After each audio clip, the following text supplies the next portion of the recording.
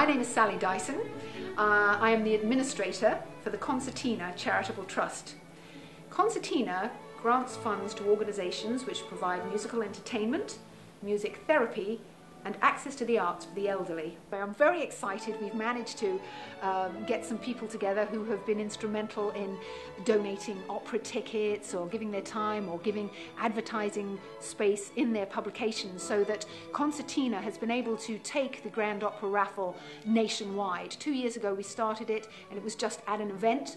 We raised a lot of money, and Kate Donaghy, who's Manchester Square Partners and who is the hostess of the event today with Rosalind doing the draw. I also want to say a huge thank you to our new patron, who has had the most remarkable international operatic career. I've had her on a pedestal 10 miles high since I was the Royal Morgan. No, seriously, this is so thrilling for me. She has sung at practically every major opera house in the world. There's not, I defy you to name a famous conductor with whom she hasn't performed either on stage or in her many award-winning recordings. And Carreras, listen to this, guys, this is going to knock you off your feet. Carreras, Domingo and Pavarotti have all had the honour of performing with our homegrown English diva, Rosalind Plowright. We are so thrilled to have her as our patron. And I'm delighted. Yeah, and that's why I just feel so lucky that you were available to kind of be with us today. Very, very happy to be that's great. Part of this. It's a lovely, lovely charity, and as you say, just not. It's a sort of neglected cause. It is. I mean, more and more in the last few years, particularly the work that musicians do with people with Alzheimer's and dementia, that's a little bit more in the public eye.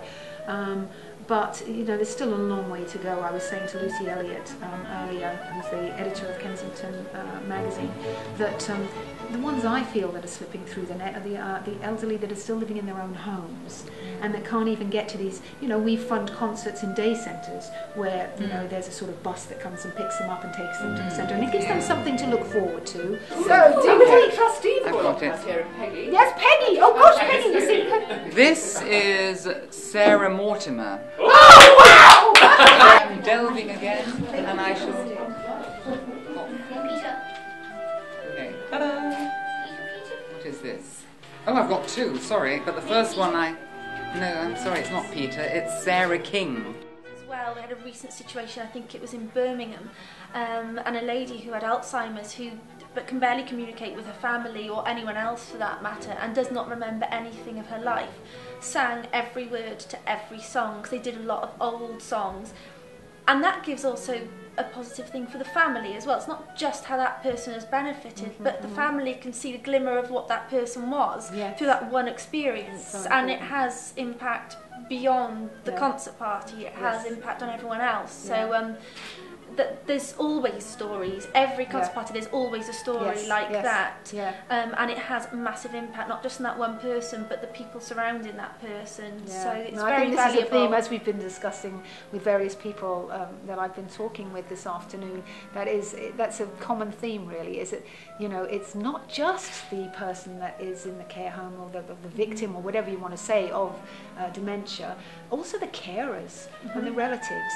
And it's just a little glimmer of joy for them to see that person. This person animated for the first time. I mean, I've heard stories where somebody who's barely moved started tapping their foot and their hand, and the nurses were just so thrilled. They'd been trying to get some kind of communicate, you know, any kind of response from this person for kind of months and months.